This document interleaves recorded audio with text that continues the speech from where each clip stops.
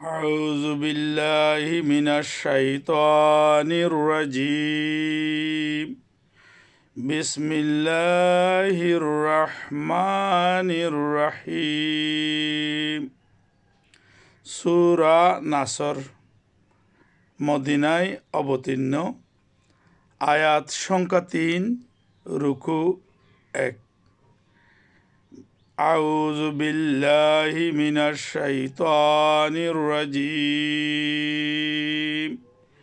بسم الله الرحمن الرحيم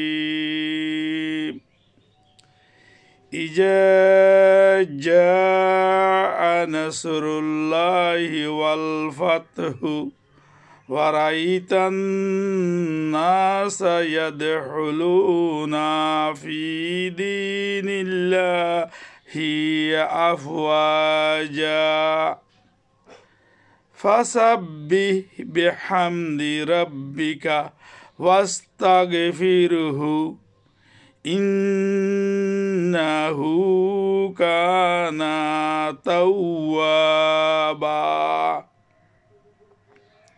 বঙ্গানুবাদ যখন আল্লাহর সাহায্য ও বিজয় সমবেত হবে এবং তুমি মানুষকে দলে দলে আল্লাহর ধর্মে প্রবেশ করতে দেখবে তখন তুমি তোমার রবের প্রশংসা সহ তার পবিত্রতা ও মহিমা ঘোষণা করবে এবং ক্ষমা প্রার্থনা করবে নিশ্চয়ই তিনি তওবা কবুলকারী পরম ক্ষমাশীল সাদাকাল্লাহুল মাওলানাল আযীম পবিত্র কোরআন মহানবী সাল্লাল্লাহু আলাইহি ওয়াসাল্লামের কাছে 40 বছর বয়সে জিব্রাইল আলাইহিস সালাম মারফত বিভিন্ন প্রেক্ষাপটে নাজিল হয় এই আমাদের সূরা নাসর এই সূরাটি মদিনায় অবতীর্ণ মূলত মক্কায় অবতীর্ণ সূরাগুলোর মধ্যে তাওহীদ একত্ববাদ দাওয়াত ধর্মীয় বিশ্বাস এগুলোর বিষয়ে আলোচনা রয়েছে আর মদিনী সূরাগুলো হচ্ছে রাষ্ট্র পরিচালনা অর্থনীতি পরিচালনা সামাজিক শৃঙ্খলা এই অর্থাৎ একটি ইসলামী রাষ্ট্রের প্রয়োজনীয় সমস্যা সমাধানে বিভিন্ন বিষয় সম্বলিত এই যে ওহী মাধ্যমে নির্দেশনা মূলত মদিনার সূরার বৈশিষ্ট্য এই সূরাটি মদিনায় অবতীর্ণ অর্থাৎ হযরত মুহাম্মদ মুস্তাফা সাল্লাল্লাহু আলাইহি ওয়াসাল্লাম যখন ইসলামের দাওয়াত পেশ করলেন তখন যিনি সবার কাছে আলামিন বিশ্বাসী অত্যন্ত প্রিয় ছিলেন সেই মুহাম্মদ সাল্লাল্লাহু আলাইহি ওয়াসাল্লাম দাওয়াতের সাথে সাথে সেই সমাজপতি রাষ্ট্রপতি প্রভাবশালীদের শত্রুতে পরিণত হলো তারা দেখতে পেল তাদের আধিপত্য তাদের সরদারি আস্তে আস্তে এই যে হুমকির সম্মুখীন হবে তারা সেটা অনুধাবন করতে পারে হযরত মুহাম্মদ মুস্তাফা সাল্লাল্লাহু আলাইহি ওয়াসাল্লামকে বিভিন্নভাবে এই দাওয়াত থেকে বিরত রাখার জন্য আপ্রাণ চেষ্টা করলো লোভ দেখালো শ্রেষ্ঠ নারী বিবাহ দেওয়ার লোভ দেখালো সম্পদের লোভ দেখালো আবার আঘাতের লোভ দেখালো আমরা জানি মহানবী সাল্লাল্লাহু আলাইহি ওয়াসাল্লামকে মারার জন্য আবু জেহেল আবু লাহাব ওরা এই যে যখন ষড়যন্ত্র করলো তখন মহানবী সাল্লাল্লাহু আলাইহি ওয়াসাল্লাম আল্লাহর ইশারায় উনি হিজরতের সিদ্ধান্ত নিলেন মদিনায় এবং হযরত আলী রাদিয়াল্লাহু আনহুকে ওনার বিছানায় শোয়াইয়ে রাখলেন এবং হযরত উমর আবু বকর রাদিয়াল্লাহু আনহুকে সাথে নিয়ে উনি মদিনায় হিজরত করলেন। আমরা জানি সেই পাহাড়ের গুহায় আশ্রয় নিয়েছিলেন, শত্রুদের থেকে আল্লাহ অলৌকিকভাবে রক্ষা করেছিলেন। এই যে বিপদ সংকুল পথ পাড়ি দিয়ে উনি মদিনায় যান, মদিনায় যাওয়ার পর মদিনাবাসী ওনাকে স্বাগত জানিয়ে আশ্রয় দিলেন এবং উনি মদিনার মধ্যে একটি ইসলামী রাষ্ট্র ব্যবস্থা প্রতিষ্ঠা করলেন। ইসলাম শুধু ধর্মকর্ম প্রার্থনাগারে থাকার ধর্ম নয়, আমাদের মহানবী সাল্লাল্লাহু আলাইহি ওয়াসাল্লাম দেখিয়ে দিয়েছেন ইসলাম সমাজের বিচার ফয়সালা করার ধর্ম। আমরা জানি মদিনায় যখন ইসলামী রাষ্ট্র প্রতিষ্ঠিত হয় তখন মানুষের মধ্যে হানাহানি, মারামারি, বেইনসাফ উঠে যায়, মানুষ পরস্পরে পরিণত হয়, মানুষের কল্যাণে নিজেকে উৎসর্গ করে।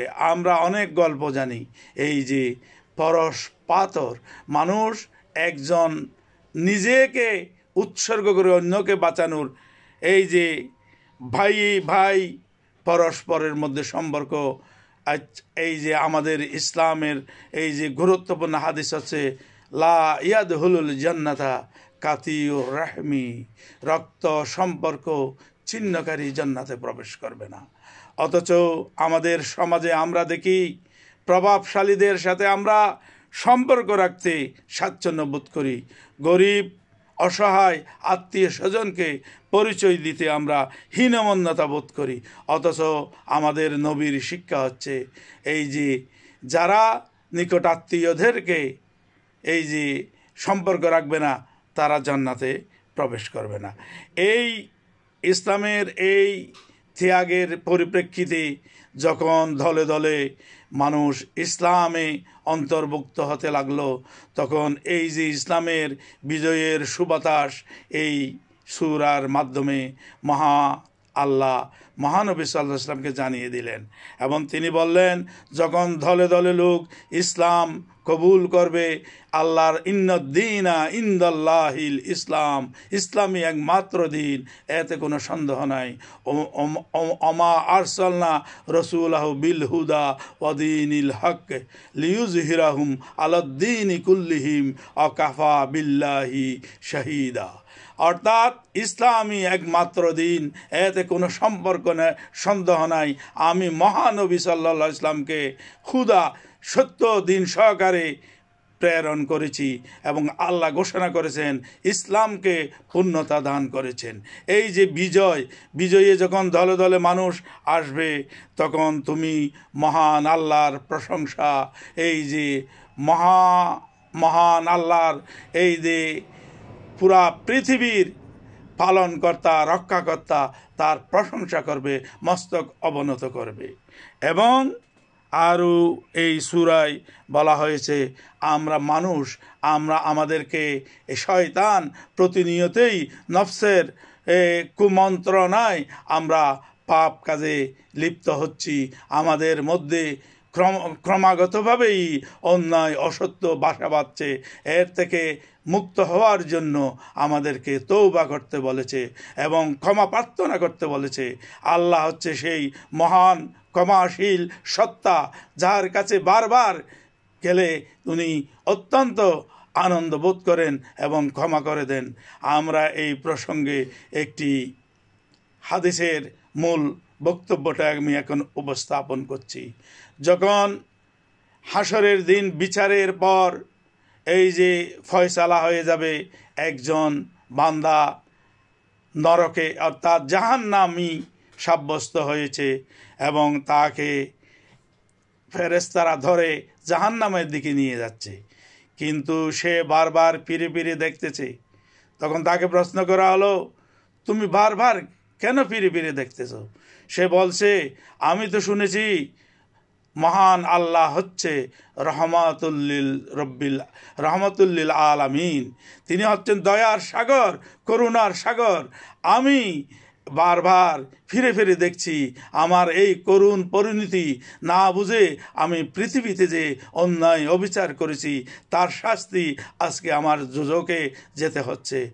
কিন্তু মহান আল্লাহ তো রহমানুর রহিম, পরম দয়ালু, করুণাময়, ক্ষমাশীল। আমি আজকে আল্লাহর কোনো ক্ষমা পাই কিনা সে তার জন্য বারবার ফিরে ফিরে দেখছি। তখন আল্লাহ নির্দেশ দিলেন ফেরেশতাদেরকে, হে ফেরেশতারা, তোমরা আমার এই উম্মতকে জাহান্নাম থেকে জান্নাতে নিয়ে যাও। এইভাবে ক্ষমাশীল। এই জন্য আল্লাহর কাছে অবনত মস্তকে ক্ষমা প্রার্থনা করতে হবে। এই কথাই এই সূরার মূল উপজীব্য বিষয়। আমা তৌফিক ইল্লা বিল্লাহ ওয়ানা আলহামদুলিল্লাহ রাব্বিল আলামিন। এই বলে আজকের এই ইসলামী আলোচনা আমি এখানে শেষ করলাম। যারা আমার ইউটিউব চ্যানেল দর্শিকানালয়টি সাবস্ক্রাইব করেন নাই, সাবস্ক্রাইব করে সাথে থাকুন এবং আমার ফেসবুক আইডিটি ফলো করে সাথে থাকুন। ধন্যবাদ। খোদা হাফেজ।